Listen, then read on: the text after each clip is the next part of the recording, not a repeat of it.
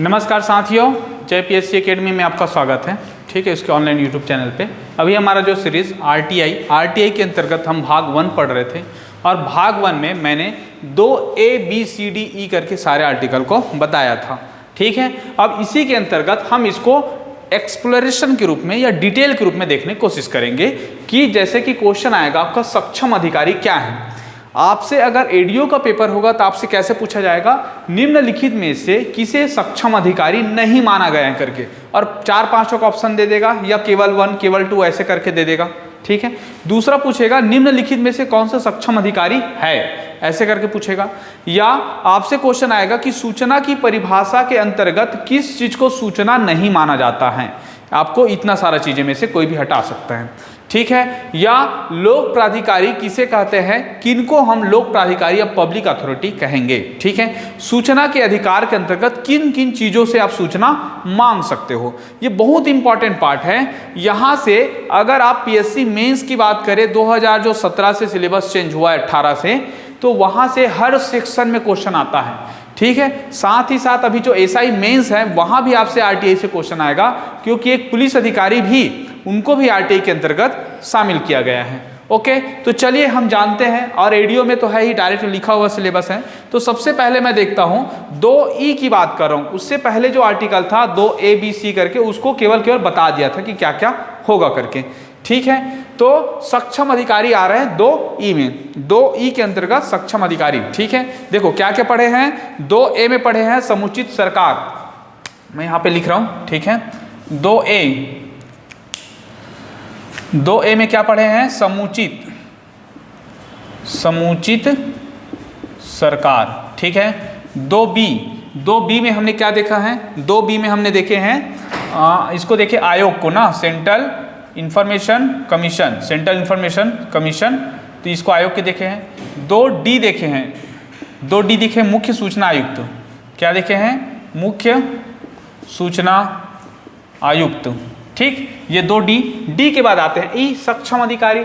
सक्षम अधिकारी क्या होता है, इसी को इंग्लिश में बोलते हैं कॉम्पिटेंट अथॉरिटी। बहुत सारा अधिकार दिया जाता है उस कार्य को करने के लिए, जिस अधिकारी को या जिसके पास अधिकार होता है उसे हम बोलते हैं सक्षम अधिकारी। ठीक है, सक्षम अधिकारी के द्वारा जांच होना चाहिए, कॉम्पिटेंट अथॉरिटी के द्वारा क्या होना चाहिए, उसका पर्टिकुलर जांच होना चाहिए, इंक्वायरीज होनी चाहिए। ये सारा चीजें आप हमेशा देखने को मिलेगा।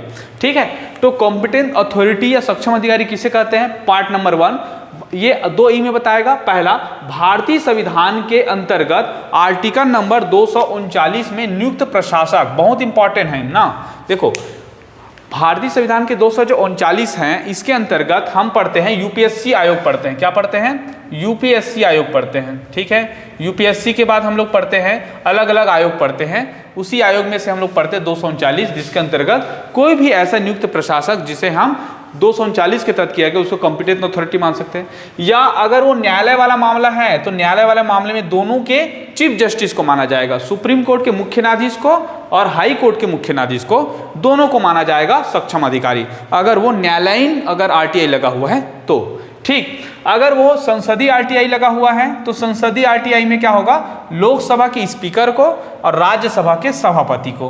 राज्यसभा के सभापति को, अगर आपने थोड़ा बहुत भी संविधान पढ़ा होगा तो आपको पता होगा कि राज्यसभा के सभापति कौन होते हैं, तो भारत के उपराष्ट्रपति ही होते हैं। ठीक है, तो ये उपराष्ट्रपति की ही बात कर रहा है।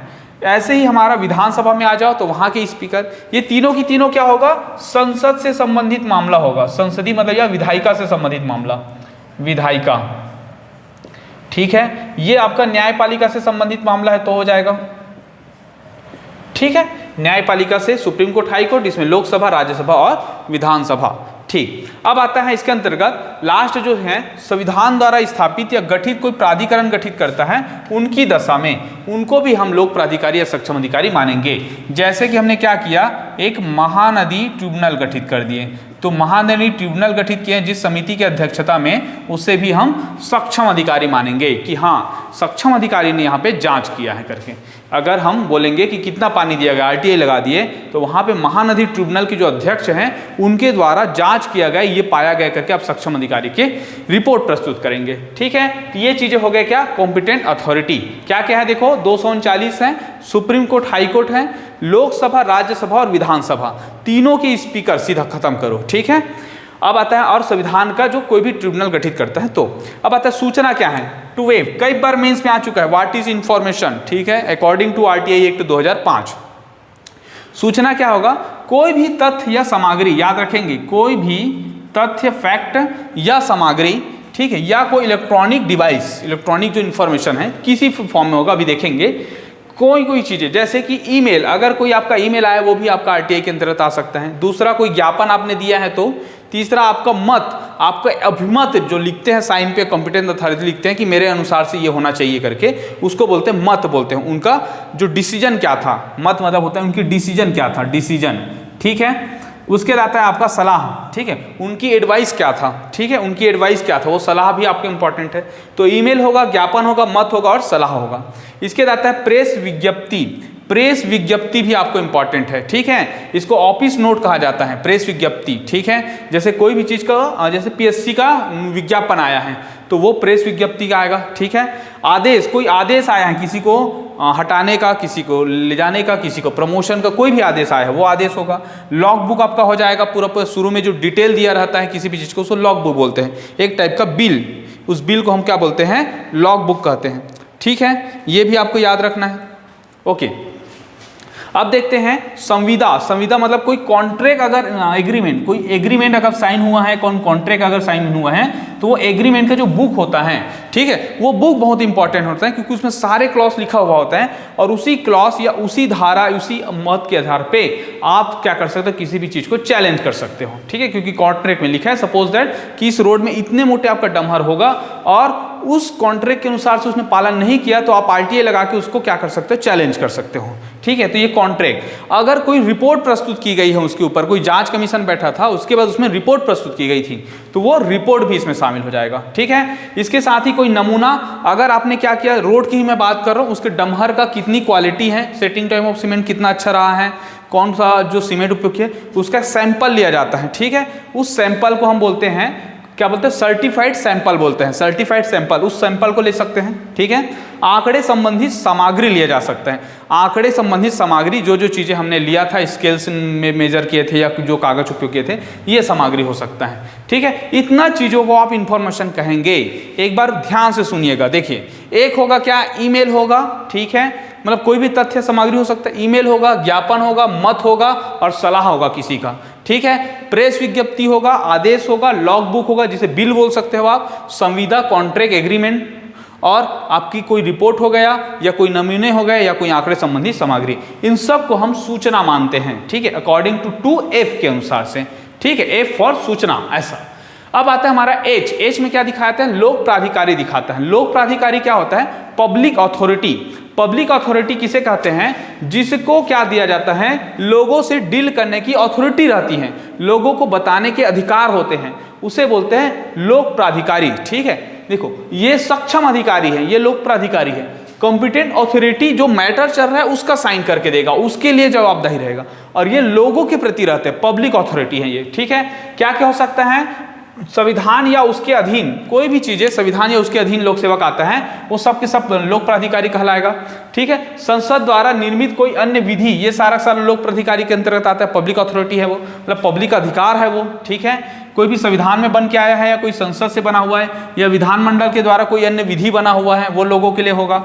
ठीक है, और समुचित सरकार द्वारा जारी सूचना, कोई सूचना जारी की गई है कि इसमें क्या होगा कि जैसे कोरोना का गाइडलाइंस हो गया तो कितने लोग को किया गया, तो समुचित सरकार के द्वारा दी जाएगी, या कोई आदेश निकला हुआ है या किसी संस्था का गठन किया हुआ है, वो सब के सबको हम क्या बोलेंगे, लोक प्राधिकारी बोलेंगे। ठीक है, या कोई गैर सरकारी संगठन, कोई ऐसे प्राइवेट सेक्टर ऑर्गेनाइजेशन जो क्या करे, समुचित सरकार, उस समय की जो सरकार है उनके प्रत्यक्ष या प्रत्यक्ष रूप से उपलब्ध कराई गई निधियों का जो फंड होता है, ये इंपॉर्टेंट है ना, बहुत इंपॉर्टेंट, फंड जैसे क्वेश्चन आएगा कि निम्नलिखित में से किस किस चीजें से हम आरटीआई निकाल सकते हैं, तो आप सरकारी संस्था से तो पूरा निकाल सकते हैं, अर्ध सरकारी से निकाल सकते हैं, अशासकीय संस्था से, उस अशासकीय संस्था से या उस प्राइवेट सेक्टर से जिनके द्वारा प्रत्यक्ष या अप्रत्यक्ष रूप से उस सरकार के निधि से संबंधित होता है।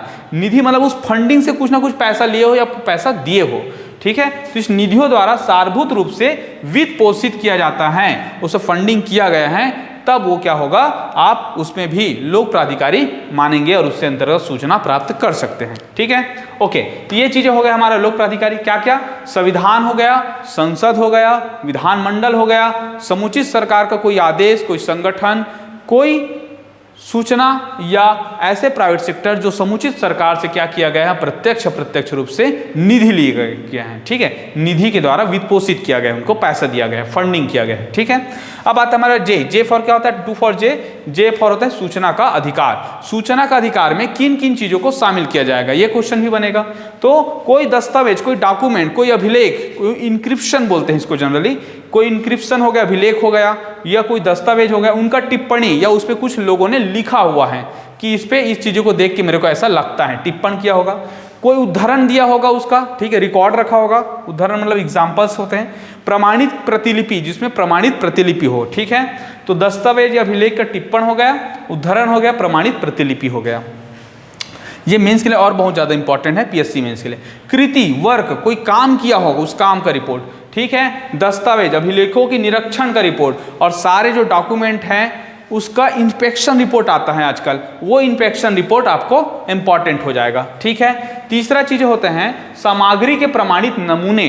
कोई भी सामग्री है, कोई जैसे कि बिल्डिंग बन रहा था तो उस समय उसका सैंपलिंग टेस्ट लेते हैं, जिसे हम बोलते हैं सर्टिफाइड सैंपल। वो सर्टिफाइड सैंपल भी आप आरटीआई के तहत मंगा सकते हो, ठीक है। और फोर्थ होता है कंप्यूटर। कंप्यूटर के अंतर्गत बहुत ज़्यादा आजकल का दौर क्या है, इलेक्ट्रॉनिक युग है, और इलेक्ट्रॉनिक युग, डिजिटल युग में सबसे ज़्यादा सैंपल जो होते हैं, सबसे ज़्यादा सबूत इकट्ठा करते हैं कंप्यूटर्स वाले में। तो कंप्यूटर हो गया, चिप हो गया, डिवाइस हो गया, स्टोरेज हो गया। स्टोरेज मतलब सीडी ना, पेन ड्राइव हो गया, कोई चिप हो गया, एवरीबॉडी, ठीक है।